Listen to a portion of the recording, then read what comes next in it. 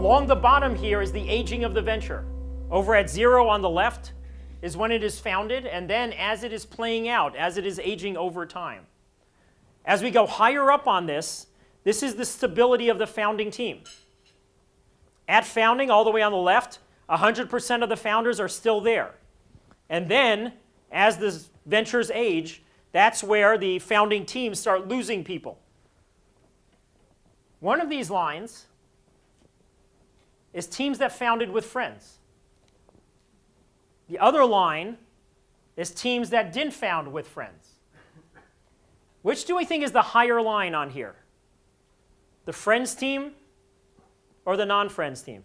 The friends teams, after an initial honeymoon phase that they go through, where the two teams are relatively equally stable, the friends teams being less stable significantly from a statistical perspective, and also as we get further down over there, of the remaining teams, this is a very significant difference between them. And to the extent there that this is an example of where the most common of decisions is one that is most fraught with peril. This is my data on how often are people co-founding with friends versus these other profiles. And by far the biggest bar on this chart, 43%, is co-founding with friends. If we add on the family side, add those two bars together, that's more than half of the teams. And so it's one of those things to be thinking about. Why do we look to our friends as a source of founders? Why do we go and we head down the path of punting on these issues when they are so dangerous for our most cherished of relationships? The family teams, by the way, are even more extreme than the friends ones in terms of the stability of it. The most stable of the teams are co-founding with your prior coworkers. Friends teams, friends and family teams, if we combine them, are even less stable than co-founding with acquaintances, co-founding with relative strangers. Also think about with our friends, about assumptions we're making. We assume we know them. We assume we trust them. We assume we will be on the same page. All of these other things that go in, we're not going to test those assumptions within the team. Versus if we are co-founding with acquaintances, we know we don't know each other. We're going to tee those up. We're going to make sure that we have more of that getting to know you as professional coworkers within that team.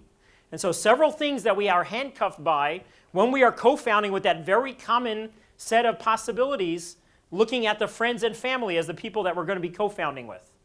Okay, one other element that we haven't talked about on the friends side is an assumption that we're making about the skills of our friends. How well do we know our friend and how well that person works? Are they going to be able to scale? Are they going to be up for it? Telling your best friend he's not scaling, he's going to have to be demoted, going to have to be replaced. Let's get a little bit more granular about some of these challenges that these types of teams face.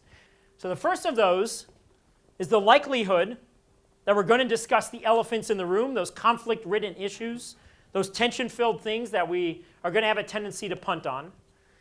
Is that going to differ by these types of teams? For me, the key piece of this is the left-hand side of this slide. This is going to be where the elephants in the room are going to be least likely to be teed up.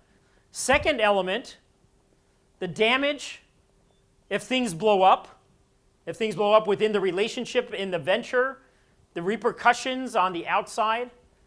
What is this going to look like across these different types of teams? To me, the divergence between the two of these, something that I call the playing with fire gap. And so the critical thing is, when we are dealing with teams at that left end, to keep in mind both sides of the playing with fire gap and find ways to reduce that gap. Find ways to push up that likelihood of discussing the elephants, push downwards the repercussions on the personal side for if things blow up within the venture. If we can harness the potential glory of the left side here, to me, the left side here is the high variance. And economists would call it high beta in terms of where it can go. It can either be the most glorious of teams or it can be the most disastrous of teams. And that by hopefully going and creating these firewalls, forcing those conversations, reducing the playing with fire gap, that's where we can hopefully cut off the bottom end of that distribution so that more of those friends and family teams can see that glory happen.